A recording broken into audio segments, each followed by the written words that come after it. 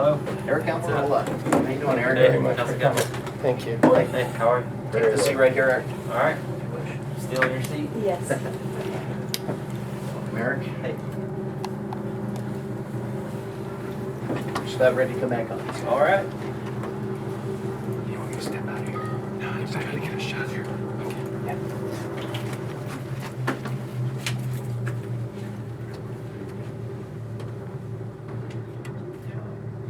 You just want a picture.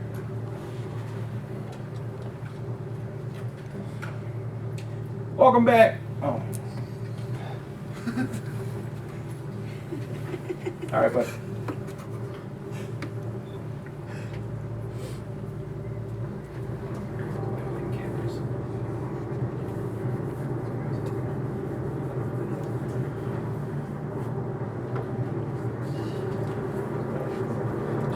Hey, welcome back, Racing Fan Radio live from Las Vegas Motor Speedway here. Going to have Ricky Stenhouse Jr. joining the show. Ricky, good morning. How are you this morning? Aric Almirola. Oh, I'm sorry, Aric Almirola. I was getting ready to say, where'd Ricky go? He split. Aric Almirola, how you doing this morning? Good, how are you? Good to have you on the show with us. Appreciate you joining us. Yep, thanks for having me. Tell Thanks us. for having me. Yes, we're happy to have you. I'm very happy to have you. Yeah. Eric, Ricky's coming up He was shortly. looking at the schedule. I was. Tell us a little bit about so far practice and your weekend. Yeah, so far, practice went okay. We needed to be a little bit better in practice than what we were. And qualifying is so important here, and especially as a draw on what you get for qualifying. And we didn't do a good enough job of practice. We get to go out later in qualifying. The track really picks up a lot of speed the later you go out. So we practice was just okay, and then qualifying I messed up a little bit and didn't get the lap I needed. So we're going to start 27th, but we got a lot of work to do here in the 2 race practices we got. Get our car driving good, and we got 26 cars to pass. Where's good on the track, and where do we want to stay away from it? Is the low groove the groove, or is it high? Is this a 2-groove track? It seems to be a 2-groove track so far this weekend. You can run the bottom, but you can also run the middle. The top is really dirty, so I don't know that you'll see very many people go way high, like up against the fence. But you'll see the middle of the racetrack used quite a bit, especially down in 1 and 2. There's a lot of bumps down lower, so you can stay a little bit higher and kind of go around the bumps. Do you like these 1.5 mile trial tracks? Is this something that kind of favors you and your style? Yeah, I like them. I'm a little bit more biased towards short track racing. I like the Richmonds, the Bristols, those kind of places. I wish that as racetracks as we built more racetracks on the circuit, that we had more of those. It seems like we go to a lot of 1.5 mile racetracks. The Charlotte, the Texas, and Vegas, and these kind of places multiple times a year. And we go to, for short tracks, we got Loudon, New Hampshire, Phoenix, Richmond, and Bristol, and Martinsville, and that's really it. We always talk about, out here on the Western Swing, why don't they build another Bristol? I mean, we see them pop up, with these cookie cutter types, but there's nobody building another Bristol, and I'm thinking you need one on the West Coast. It would be a huge hit, I can promise you. It really would. Especially up in Seattle, where I'm from. Yeah. I mean, racing's fun no matter where we get to race at. I enjoy racing at any racetrack. It's always a challenge to go to a different racetrack. We race here this weekend at a 1.5 mile racetrack where we're running 205 mile an hour getting in turn 1, and then next week we'll go to Bristol where we run 140 mile an hour, but we're right on top of each other, beating and banging. So it's just all in what you like. If you're interested in seeing somebody go 205 mile an hour, Vegas is the place for it. And if you're interested in watching guys beat and bang and bounce off each other and tempers flare, trade and paint. That's the one thing I really love, Aric, is what NASCAR has done with the first part of the schedule. They made it so interesting. You went to Daytona, which turned into be the Daytona 2000. It seemed like a race that would never end. And then we go to the 1 mile Phoenix track last week, Phoenix International Raceway. We're here at a 1.5 mile this week. Bristol coming up, 0.533 mile track. I love the diversity of these tracks as well. For fans and for you guys, it just throws a different equation out there.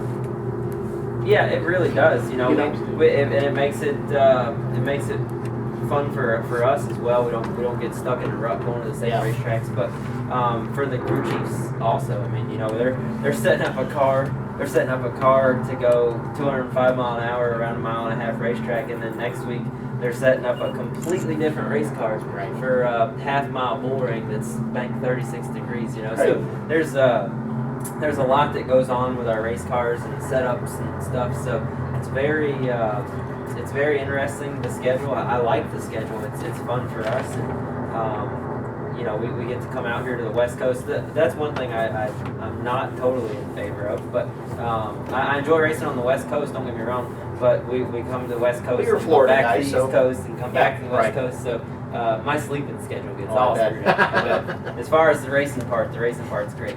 I guess the one good news for you is, even though you mentioned you're starting 27th tomorrow, the Fords have been very good here. Yeah, they notoriously have. I think last year they really had the place just on lockdown. Yeah. I think they had top 5 qualifying spots and all up there in top 10, I think, in the race. So they, all top 5 qualified to top 5 as far as Roush and RPM, and this year seems like a few other people have caught up to us. Yeah. But nonetheless, Ford has notoriously dominated this racetrack. So proud to be in a Ford this weekend, and excited to have Richard Petty driving fantasy camp on the car this weekend. That's right. It's a really cool deal. Tell us about that fantasy camp. Well, you can go to Drive Petty, www.drivepetty.com, and to learn more about it. But basically, it's a fantasy camp. Part of the deal is they're coming out here on Monday, the people that have signed up for it, and I'm going to coach the class for a couple hours on giving driving instructions based on what I've learned this weekend and about characteristics of the racetrack and stuff like that. So it's going to be fun.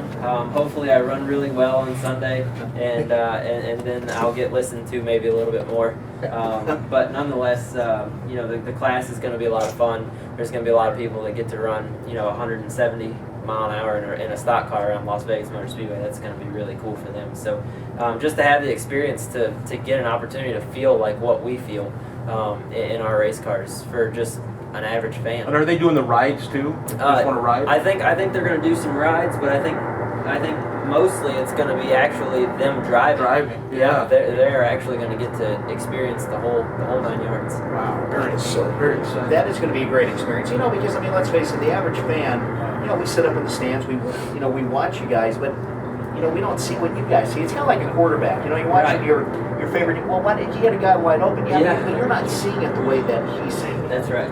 And I mean, I think people that have never done it, that come out and experience that, especially for the first time, get a whole new respect for what we do. And you sit up there in the stands and heck, I was guilty of it when I was younger, but you sit up there in the stands and you're watching and you're like, man, you're faster than him. Just pass him. Right, exactly. Just right there and pass him. Right. If only it was that easy. But yeah, it's going to be a great experience for those guys to come out and experience what we experience on a weekly basis. I think that's a cool deal. I think that's a great deal. I'm happy that you guys are doing that. At 205 miles an hour at the end of the front stretch, going into turn 1, how fast does that wall come up? You're talking about the fans experiencing what you experience. I mean, 30 miles an hour, granted, that's considerably slower, but still. It's still fast. It's still really fast. But I tell you, I know this sounds crazy, but 205 mile an hour, it's fast. You're going really fast. There's no questioning how fast you're going. You're going plenty fast. But it doesn't really feel like 205 mile an hour. It doesn't feel like you're going over 200 mile an hour until something happens. Until everything starts gaining speed around. At 200 mile an hour, you're covering a lot of ground really fast. So as long as your race car is heading in the direction that you want it to go, there's no real problems. You're okay with it. But as soon as something happens, that couple hundred feet across the racetrack, I don't even really know the exact number, but from the bottom of the racetrack to the outside wall, you cover that ground extremely fast, and it hurts when you hit that wall. So you realize how fast you're going when all hell breaks loose. Yeah. You know, you've been very fortunate to drive for some of the owners you have. Yep. How does that help you? I mean, obviously now you're with Richard Petty, 7-time champion, That's right. 200 career wins. How does that help? You know, driving for who you have. How has that helped to shape you for where you are today? Well, I think it's, you know, a lot of people, a lot of race car drivers that come into our sport have a small window of opportunity to come in and perform, and they either make it or they don't. And a lot of times the ones that make it race for the same race team for a lot of their younger years. I, unfortunately and fortunately at the same time, have had opportunities come and go from different race teams and been picked up to race at other race teams. And they've all been very quality race teams. To have the opportunity to work with Mark Martin when I was at DEI, my very first start in racing in NASCAR at Joe Gibbs Racing, and to be there at the time when Tony Stewart and Bobby Labonte was there, just that whole atmosphere there. Dale Jr. basically starting, and then to the recent years, racing for Dale Jr. as my owner in the Nationwide Series, and then now for Richard Petty, the king of NASCAR. You know, it's been a huge honor for me and a great opportunity for me to really learn from each individual. You know, I've learned from Tony Stewart at Joe Gibbs Racing. I've learned from Mark Martin at DEI and Martin Truex. I've learned from Dale Jr. at Junior Motorsports, and then now to have the king come up in the hauler and talk to you before or after practice or before the race. You know, there's a lot of knowledge that has been kind of cast on me, and really appreciate that. You know, I'm sure this is a question that's been asked you an awful lot, so forgive me. Yep. But do you feel any added pressure driving the 43 car, knowing the legend that it is in this sport? You know, I really don't. I put a lot of pressure on myself to perform at whatever I've ever been in. Like, it doesn't matter if I'm playing basketball with a group of friends, or if I'm playing a board game with my wife, or if I'm racing a stock car for Richard Petty. You do let her win, right? No. Oh, really? No. That's my man right there. That's my man. That's why they won't let me play with him. Yeah, that's right. I mean, I just, everything I do, I try to put my whole effort into and to succeed and to try and win. And, you know, I know this is my first full time in Cup racing, or my first full time year Cup racing, and I realized that I got some growing pains and a learning curve to go through. But I put pressure on myself to perform.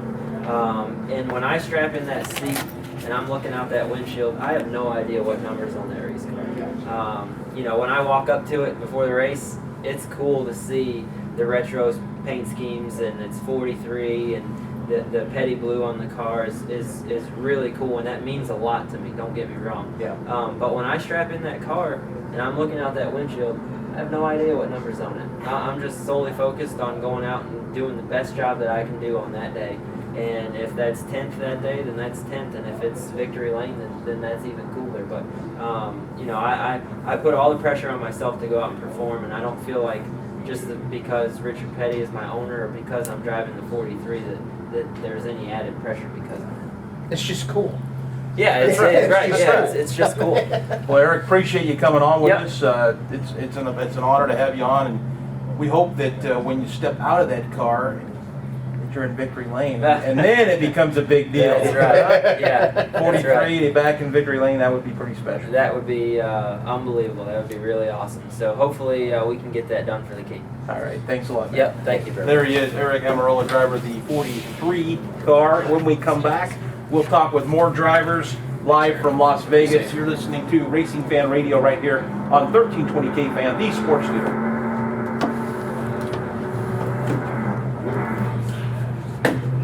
I'm sorry, I thought that was Stan. You know, you were looking down. I was. I know. I covered you. You're looking at the schedule. Who do we got next now? I don't know what his acronym is. I think Michael and Dan. Michael and that? I think. Yeah, get it right this time. He was looking at what I'd written down as this fall. Now, let me know, because some of these guys we don't see every day or see what their car. Huh?